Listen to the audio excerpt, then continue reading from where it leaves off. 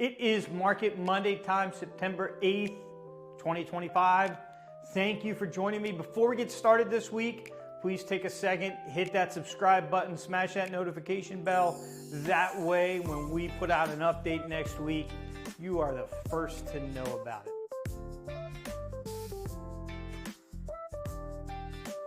Let's start with inventory, the supply side. New listings this week. Oh, what a week. 68 new listings came on the market. 2,022 listings so far this year. At this point last year, September 8th, 2024 was last year, 1,986 listings. So we're about 2% higher than we were at this point last year. In 2020 at this point, we were at 2,704 listings. So we're 25% less than we were just 5 years ago. Current inventory, we're at 833, down 1 from last week. We're at 834. At this point last year, we had 890 properties for sale.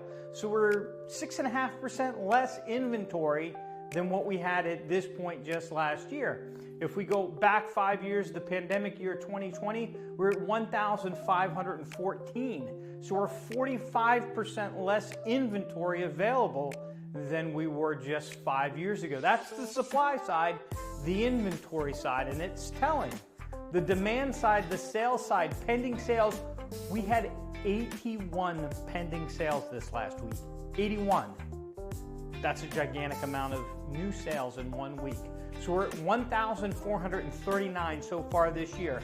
Last year at this point, we're at 1,522. So we're 5.5% less than where we were last year. And again, back 5 years ago, the pandemic year 2020, 2,613. So we're 45% less sales than we had 5 years ago. The closed sales, we had 42 closed this week, 1,391 closed sales year to date. At this point last year, we were at 1,499, so we're 7% less than last year. And in the pandemic year again, September 8th, 2020, we were sitting at 2,243 closed sales, 38% higher than where we find ourselves right now. Absorption rate, last week we were at 5 months, we dropped to 4.9. That 4.9 is exactly the same as where we were at this point last year, and exactly the same as where we were in 2020, 4.9 months. We're in good company. Days on the market, a big jump this last week. 121 days on the market is the average amount of time it takes for a property to sell on Hilton Head Island. That's up from 114 days that we reported last week, and it's way up from the 89 days that we were at this point last year. A 36% increase in the time it takes to sell a property in just this last year. Back in 2020, we were sitting at 163 days. So we're better than we were in September of 2020, but quite a bit more than it was taking us just a year ago. What's that done to property values? They've pulled back a little bit this week. So we've had lots of sales, but they've been in lower price points, so it's pulling that number down. $721,000 is now the median sale price. Properties that have sold on Hilton Head Island. That's up just 2% from the $707,000 we were at last year. And it's up about 80% from where we were during the pandemic. $401,000 was the median sale price in 2020.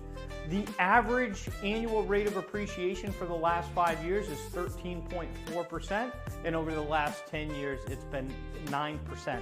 And those are really, really good numbers. If you go to any financial advisor and ask if an average of 9% over the last 10 years is a good rate of appreciation, I think most would tell you, yeah, that's pretty darn good. So wrapping it all up, Hilton Head Island inventory is down 6%. Sales are also down 7%. Prices up 2%. And the month supply is relatively the same as it was last year and over the last 5 years. If you're a seller, remember we had 68 new listings come on the market this last week. That makes it sound like there's more competition. But there's not, because we sold or we put under contract 81 properties. So we shrunk that inventory a little bit more once again. Good news if you're a seller. if you're a buyer, I mean, I think this is the sign that buyers are now starting to get it.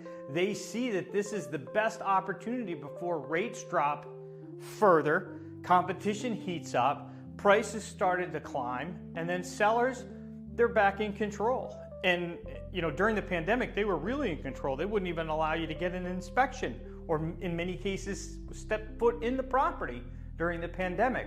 So if you don't want to be buying in that kind of market and you're a buyer, like, this is the time, folks. This is the time. And I think the numbers prove that people are really seeing that this is the time. Interest rates over the last week, maybe one of the drivers in this, they've ticked down a little bit.